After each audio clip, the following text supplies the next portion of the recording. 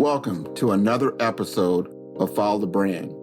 I am your host, Grant McGaw, CEO of 5-Star BDM, a 5-star personal branding and business development company.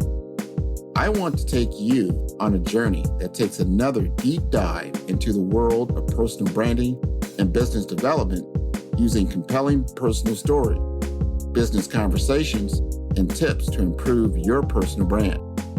By listening to the Follow the Brand podcast series, you will be able to differentiate yourself from the competition and allow you to build trust with prospective clients and employers. You never get a second chance to make a first impression. Make it one that will set you apart, build trust, and reflect who you are. Developing your 5-star personal brand is a great way to demonstrate your skills and knowledge.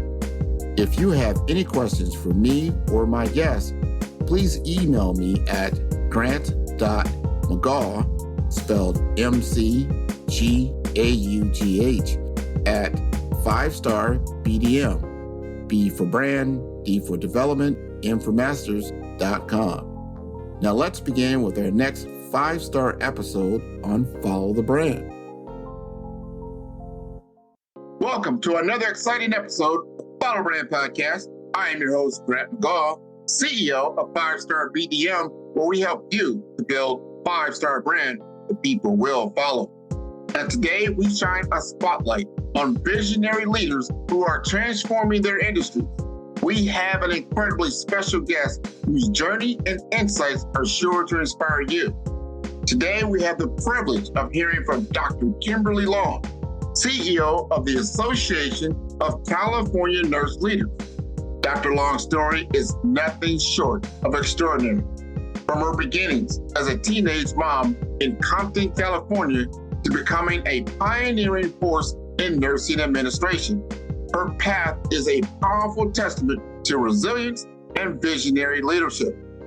Dr. Long is the architect behind the revolutionary inverted pyramid model, a concept that has flipped traditional healthcare hierarchies on their heads. By placing patients and frontline staff at the top, she has sparked a transformative movement in healthcare. In this episode, Dr. Long shares her groundbreaking leadership approach. She takes us through the creation of an adult sickle cell treatment center from the ground up, her implementation of cutting-edge pain management strategies, and her unwavering commitment to fostering a culture of empowerment. But that's not all. Dr. Long also dwells into game-changing strategies for personal branding, the creation of mission-driven organizations, and the importance of continuous growth and learning. Prepare to be moved, motivated, and equipped with actionable insights that can catalyze your own journey as a leader and change agent. All this and more in our inspiring conversation with the trailblazing Dr. Kimberly Long right here on the Follow Brand Podcast, where we are building a 5-star brand that you can follow.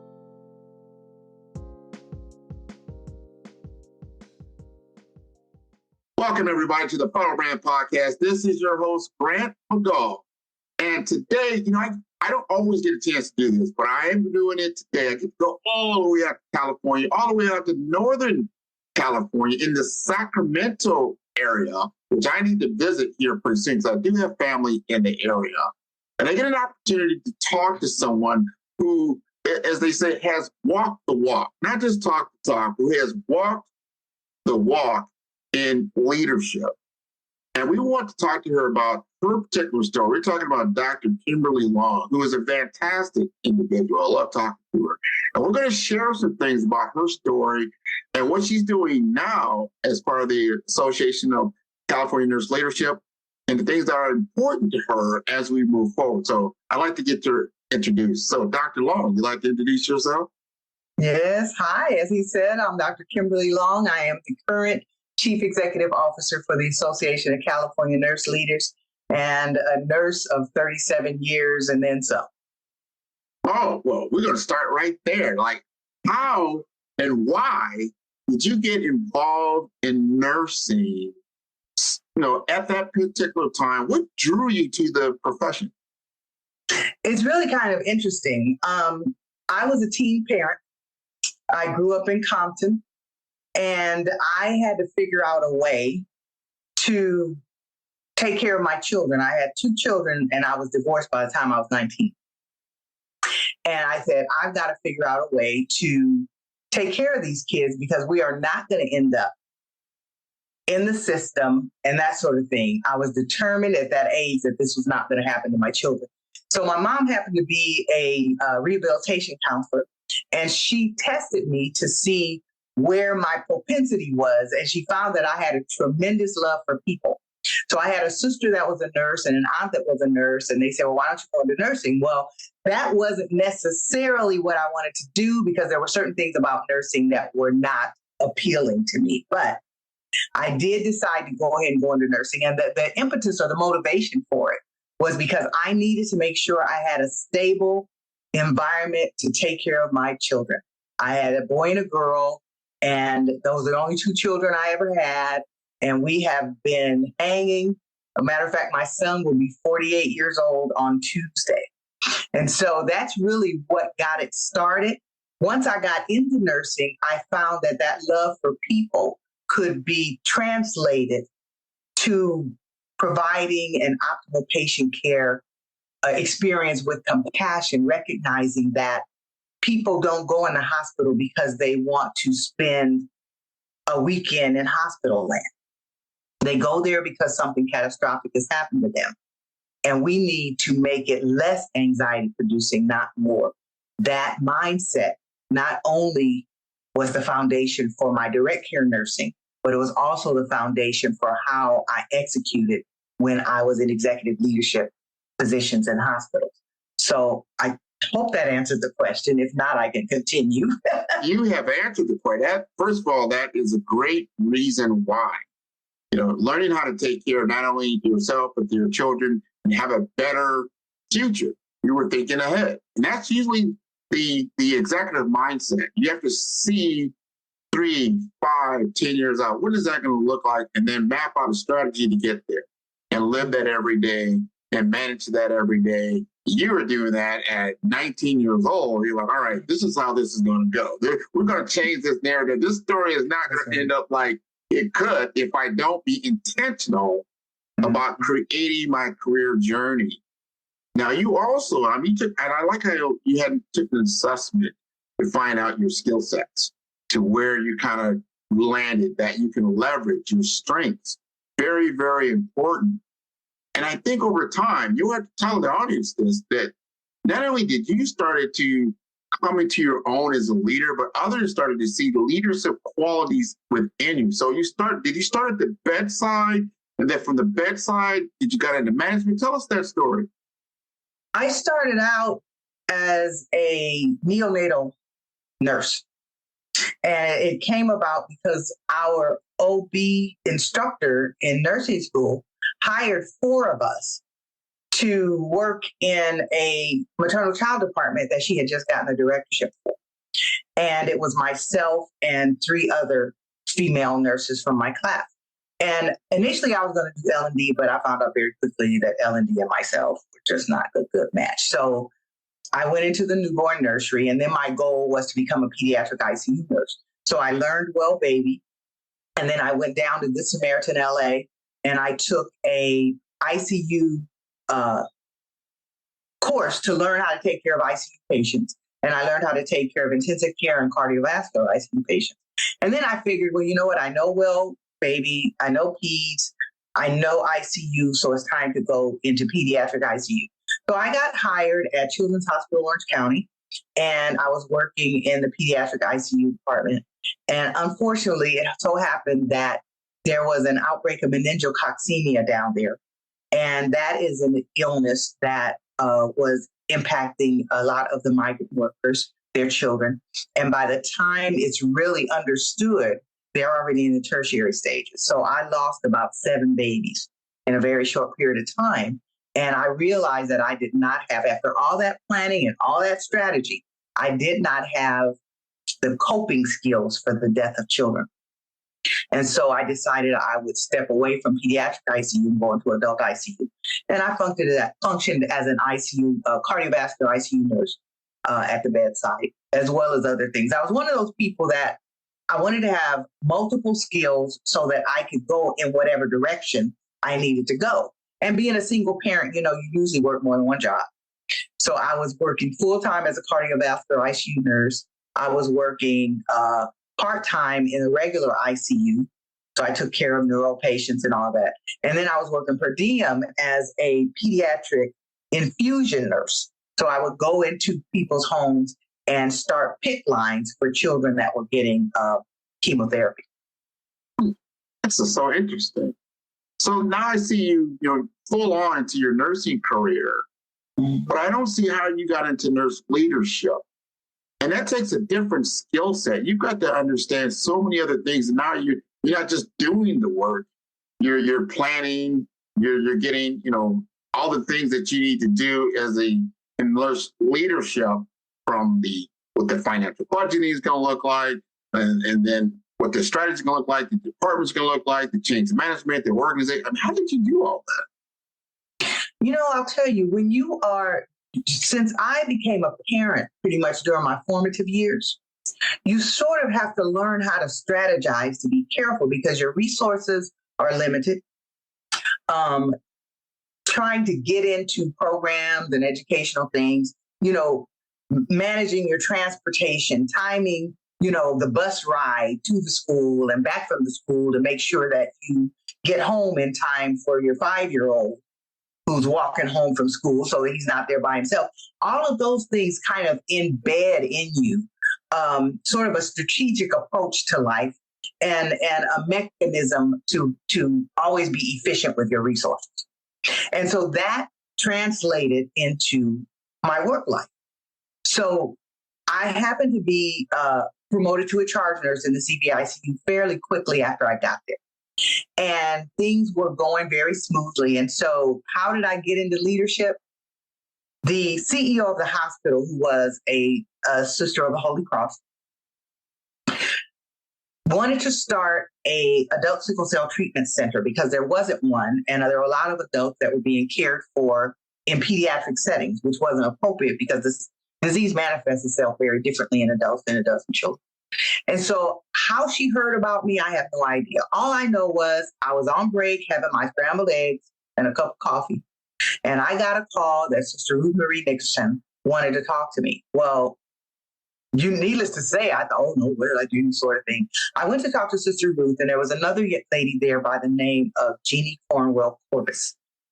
And she said, I've heard about you and what you've done, and we want you to start this sickle cell program. Well, I knew nothing about sickle cell, but they wanted me to start the sickle cell program. I said, fine. So I became that day the director of the Sickle Cell Treatment Center, and it was up to me to build it. So I went and I started studying where the adult treatment centers were, where the pediatric treatment centers were. I went to Oakland, I went to this place, I went to USC to learn about this disease. I became a genetic counselor, and I studied in detail. Went ahead and started this program. And granted, when you start programs, sometimes you get resources and sometimes you don't. So I was my own secretary, my own filing clerk, it was me. They gave me an office, a computer, and me. And I had to figure it out. So when you're in that situation, you learn other skills and you learn how to make things happen on your own. Long story short, the program was a tremendous success. I went back to them and I told them, I'm having difficulty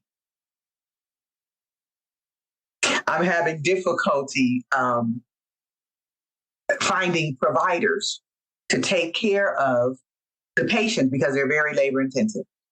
The other thing I noticed was that the providers would give them a lot of narcotics and then get upset and call them drug seekers. So I said, we have to break that cycle. I told them, if you will send me to school to become a nurse practitioner, I'll take care of it myself. And they did. So I became a nurse practitioner. I became the primary care provider for adults with sickle cell disease in the Valley. And I had a case of about 200. I had 2 physician supervisors, an internal medicine physician and a hematologist that would review my charts every quarter to make sure I was caring for people correctly. And if there was a complex case, I would reach out to them. Or if the patient was hospitalized, we would manage the patient together. And I did that as long as I was there. Sister Ruth, again, contacted me and said, this program has done so well, and you have a cardiovascular background. So we are getting ready to build a hospital within a hospital. We want you to head up that project. So that morning, I was the director of the Adult Sickle Cell Treatment Center. That afternoon, I was still that, but I was now director of cardiovascular operations. In with the architects, working on the blueprints, all of those sorts of things. And I became the person overseeing the construction program, the operations, and all of that of all of cardiovascular and interventional services. So it just kind of took off from there. During that time, we were able to get funding to purchase the first robot in the Valley, and we did the first minimally invasive mitral valve replacement. We got the Batista procedure, which is a special procedure that was done. The Mays procedure, we got that done. We did endovascular AAA repair in the cath lab, and a lot of new and innovative type things. And we turned the cardiovascular program around. It became a revenue producing program. The volumes went up and all of that. So you want me to keep going? Well, first of all, I'm riveted by this story, because that is a true story talking about, pull yourself up by your bootstraps. I mean, you definitely did that, and you were giving very little resources, and you created such a, first of all, very much needed service, especially with sickle cell. It's huge. You understood what the need was. And I've heard that a lot of times, sometimes they're confused with drug seeking type patients, in which, no, it's just the situation that they're in. And if you ever had sickle cell or in crisis, you would understand. So I really appreciate what you were able to do. And then you had an advocate. I hear that over and over again. Somebody has to believe in you. Yeah. And the sister believed in you and gave you the opportunity to then watch you go and you said, oh, she did that. Let me give her something else. and now let me share with you something about sickle cell that I neglected to say. One of the things I wanted to do was study this disease and study the individuals with it to see how I could get them out of that cycle of the drug-seeking perception. I studied each one of the patients to see how their sickle cell manifested, what system it manifested in, what were the catalysts that caused their crisis, and taught them what to do to avoid getting there. I also started using non-narcotic pain management strategies.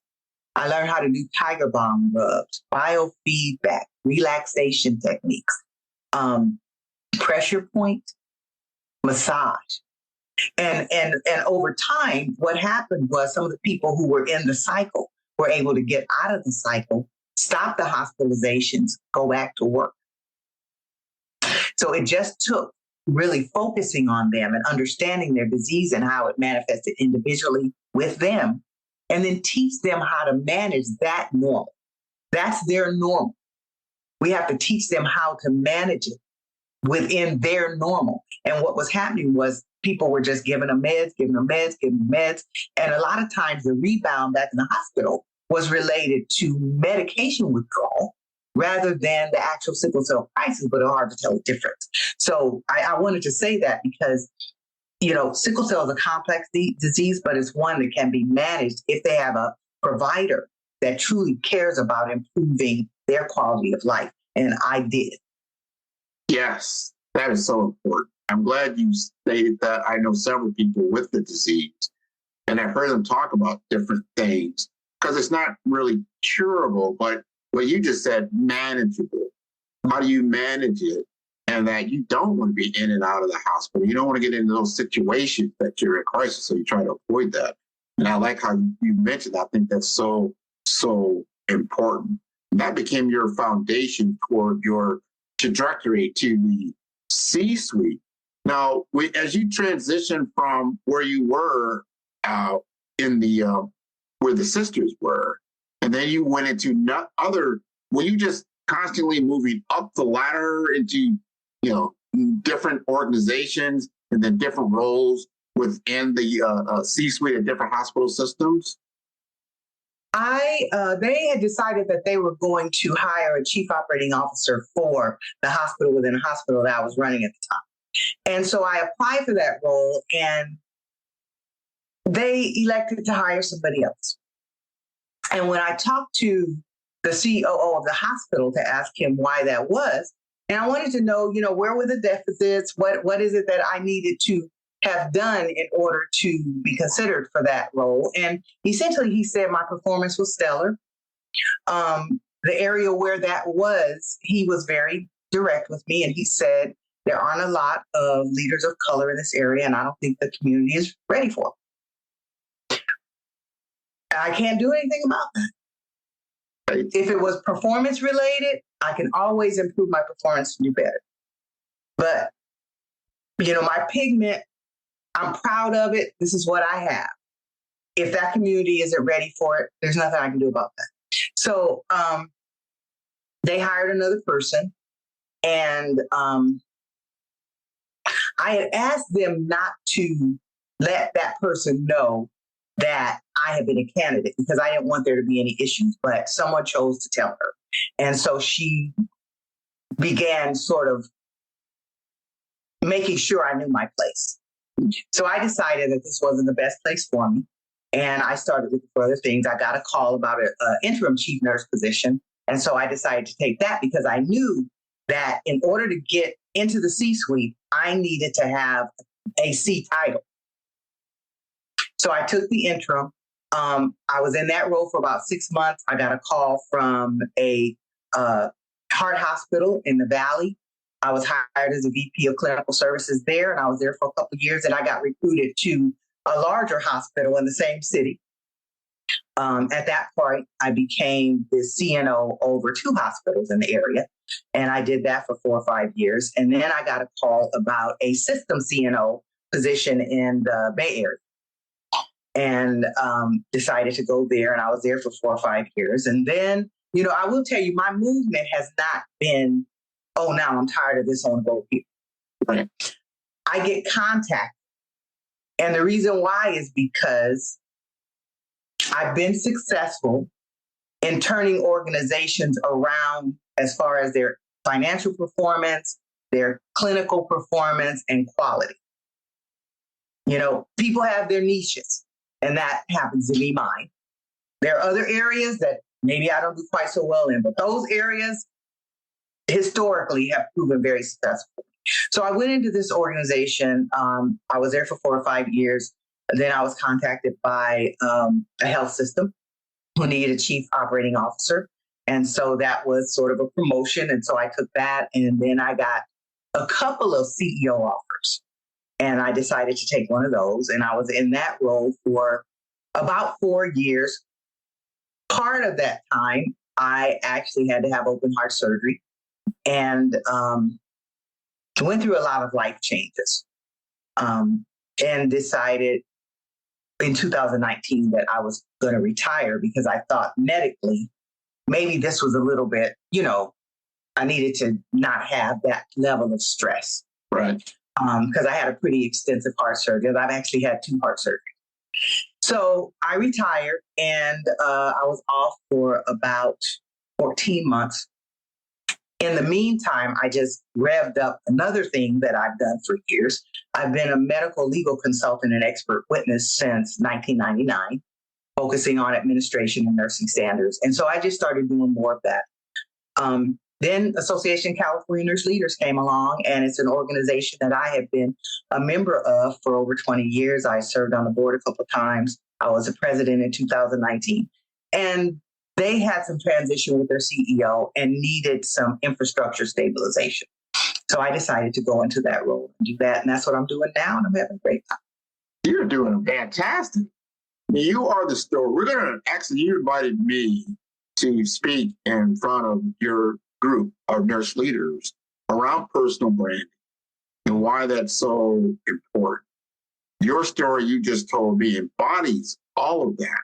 You have to understand who you are and what your capabilities are, where your skill sets lie, and double down on that. And then make sure that the organization in which you're working in, you're operating in, needs those skill sets in order to be successful. And I like your transparency when you're talking about, and a lot of people have heard of this, they call POD, performance, image, and exposure, where you have the performance, but for some odd reason, they looked at your image and that one particular system and said, we're not ready for someone who looks like you, even though you could probably do very, very well. Understanding that this is part of the formula, and you can't always control certain images that you are and what you're exposed to. And then you made a pivot, because maybe because you're not doesn't mean everybody is. For some people, that can be a very big mental or psychological effect on them, that they would live with that and then they don't perform.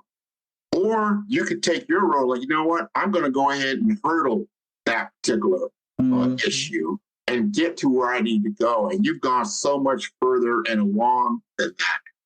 Being a female Black woman in the senior executive role, but understanding that I have something to give. And that is important because at the end of the road is a patient. And I think you've always understood that.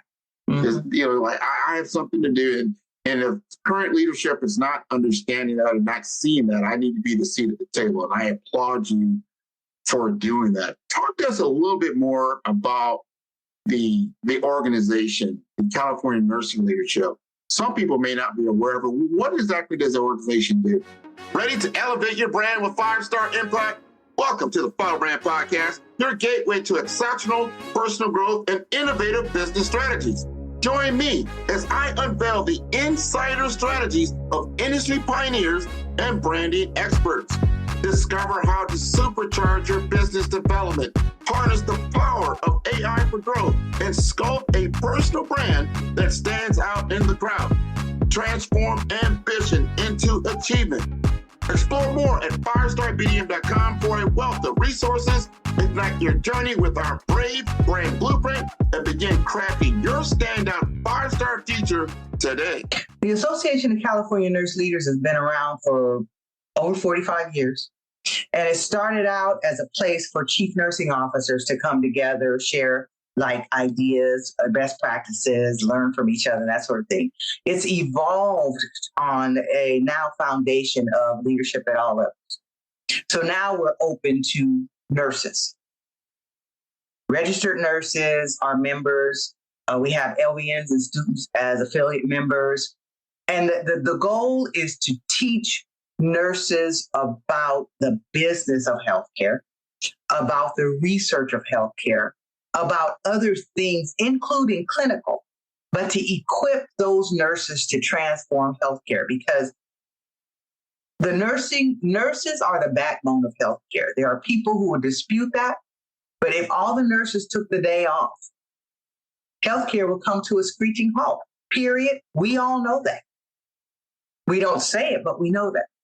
But we tend to be, as nurses, pigeonholed as only nursing clinicians who pass meds and I tell people we are beyond whittling nibs and making Q-tips.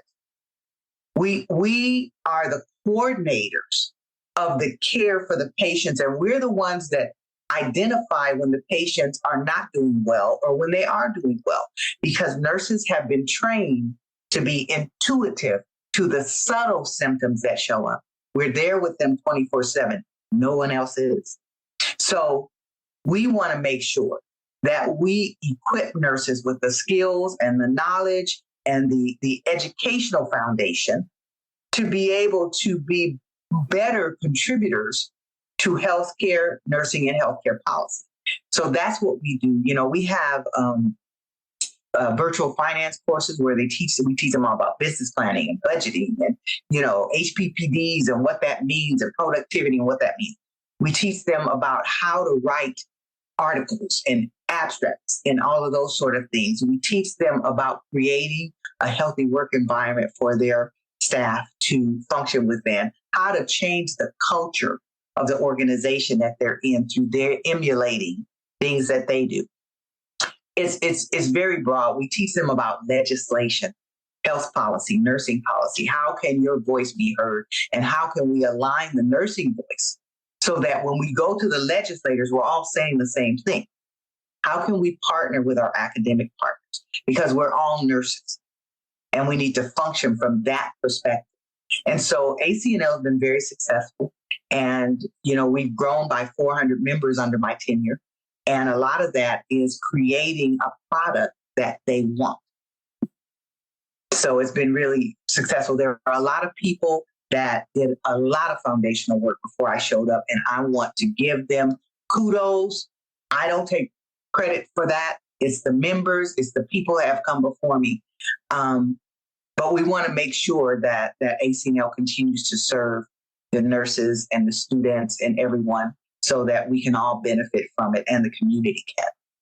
I appreciate that. I'm sure the entire association there in California, because you're representing the entire states. Correct. And you think about all the different hospital systems and nurses that are out there in California, not even thinking about across the U.S. They were like, hey, this is what we're talking about. This is what we need. We all need to understand not only our own roles and our own jobs, but what the entire hospital system is doing. The business of healthcare is so important, and that you have a major part and a role in that. And that we're going to have this discussion around personal branding. And personal branding, as a definition, is not so much what you say about yourself, it's what others say about you. I am thinking about what all those other people were saying about Dr. Kimberly Long over those 37 years that have self-promoted you, that gave you a platform in order to speak, so someone else recognized your skill set, your tool set, your mindset, all the other things that are needed. If you thought, you were just a fly in that room and no one knew you were there, what do you think they would be saying in that boardroom that defines your personal brand? That's a hard question to answer. What I can tell you is that I've heard people share my sense of loyalty and commitment. I've heard people share the level of professionalism. I've also heard people say she is so much of an advocate for nursing and patients, but she doesn't take any mess. I've heard that a lot of times. And part of that is just helping people to represent themselves in the most positive light. I always try to do it. I want people to help me do it. And I also try to help other people. From a business perspective, innovation and efficiency. Figuring out how to get it done with what we have to work with, but also being prepared to call things out when we feel like we're being shortchanged. And then lastly, I'll say culture. And that is that when I go into an organization, the first thing that I do, whether it's as a CNO or a CEO, is sit in the lobby before they know who I am and observe. Because I want to see what that organization is really about. How do people engage with one another? Do they talk to each other? Do they greet people? What does it smell like? Are things clean or dirty?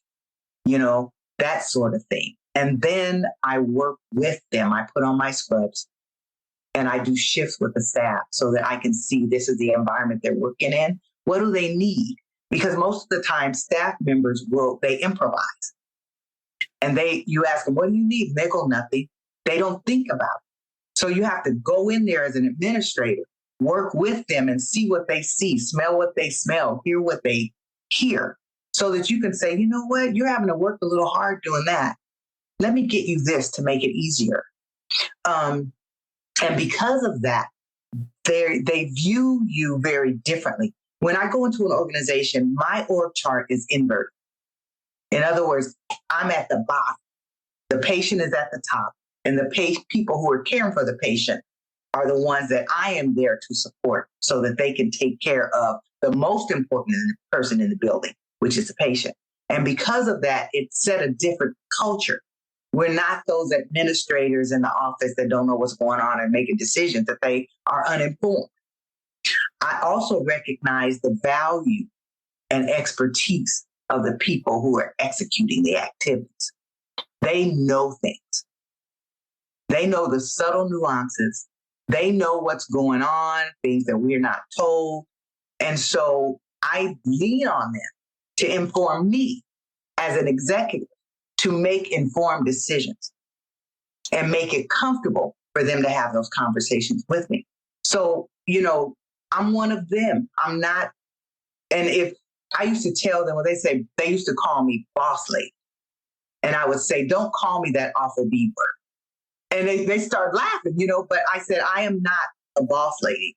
I'm somebody here to support you in exercising your craft and taking care of those patients. That's my job, to facilitate and make it easier for you. So the mindset of the executive leadership has to be one of service. If you go into executive leadership focused on yourself, your edification, your status, it's not going to serve anyone well. And so I go into it as a humble person who has walked some trails that have not been easy, but who's there to support and uplift other people and help them find where their light shines.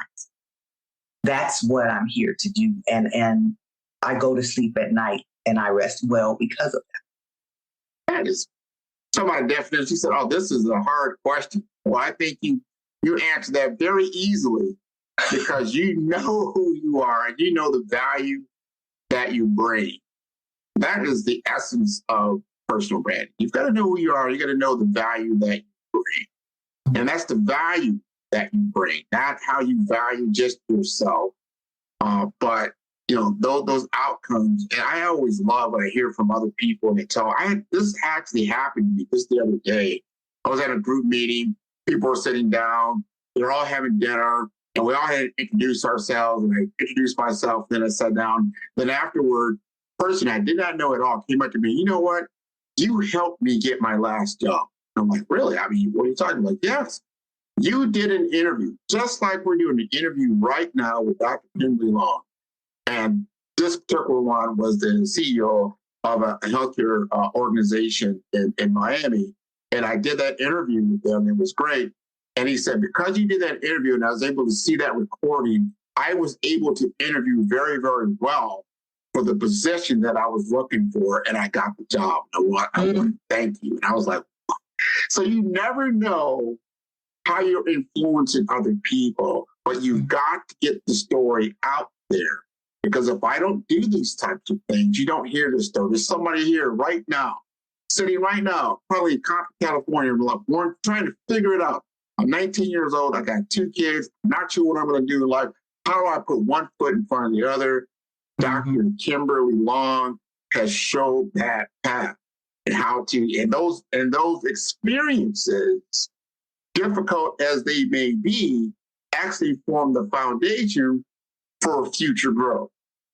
So I like you for telling us that. And I know you're getting ready for an island voyage to Fiji. You told me that. Actually, St. Lucia. Oh, okay, now. St. Lucia. You have definitely earned that. And before I let you go, I want you to be able to talk to our audience. And there are a lot of nurse leaders that are listening to this. There's a lot of people in healthcare, a lot of people in information technology that tune into my show, and that will be tuning in when I talk to your organization here pretty soon. Is there anything else that you would definitely like the audience to know before I let you go? The most impactful thing for me was to really be self-aware. One thing was to give myself permission not to be perfect. I'm human.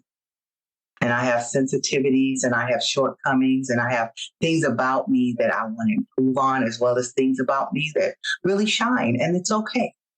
It's okay. But be aware of all of the things that make your tapestry, your unique tapestry, what it is. And surround yourself with people who complement the areas where you might need to be bolstered up a little bit. And don't be intimidated by people who are smarter than you, because there's so much that can be learned from that. I posted something the other day that said, sit me next to a woman that is smarter than me so I can learn from her and grow.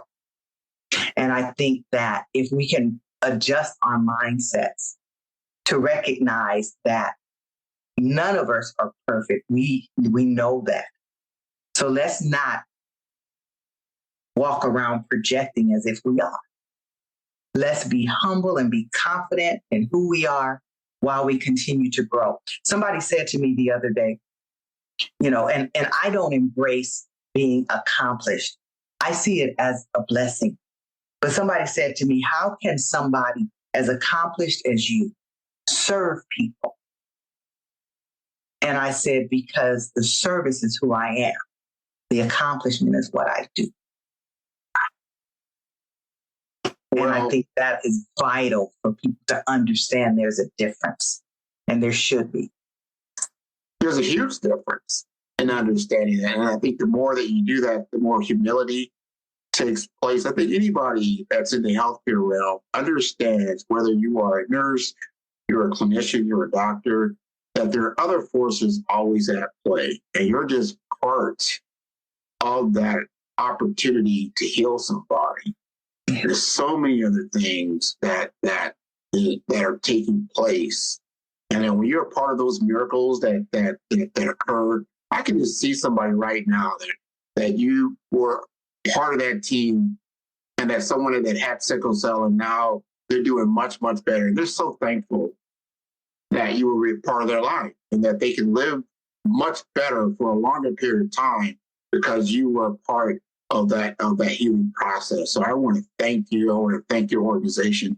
And before I let you go, let our audience know how they can contact the organization and yourself. Oh, yes. We have a website. It's acnl.org. If they go on that website, they'll be able to send an info email. And if they would like to make contact with me, that email will be diverted toward me, and I will definitely respond. One other question. Do you have to be in California to be a part of the organization? No, we have an affiliate member category where people outside of the state can join as well if they choose. And your meetings, are they virtual and in person all over the state? We have 15, soon to be 16 chapters throughout California. They do the local work and we support them in that. And then we have our annual program, which is going to actually be at Disneyland in February 2025, where we all get together for 3.5 days and just enjoy each other and hear more cutting edge things in nursing and in healthcare. And there's a couple of parties too. Oh, that sounds like fun. I hope I can get out there for that. That sounds like a lot of fun. I want to thank you for the invitation to address your audience and talk to them, give us some insight so they can move forward. This has been wonderful. I invite the entire audience to continue to tune in to follow Brand at 5-Star BDM. That is the number 5, that's star. BDM, that's B for brand, D for development, infomasters.com. This has been wonderful. Thank you so much for being a part of our show. Thank you. My pleasure. Thanks for joining us on the Follow Brand Podcast. Big thanks to Full Effect Productions for their incredible support on each and every episode. Now the journey continues on our YouTube channel, Follow Brand TV series. Dive into exclusive interviews, extended content, and bonus insights that will fuel your success. Subscribe now and be a part of our growing community, sharing and learning together. Explore, engage, and elevate at Follow Brand TV series on YouTube. Stay connected, stay inspired. Till next time, we will continue building a 5-star brand that you can follow.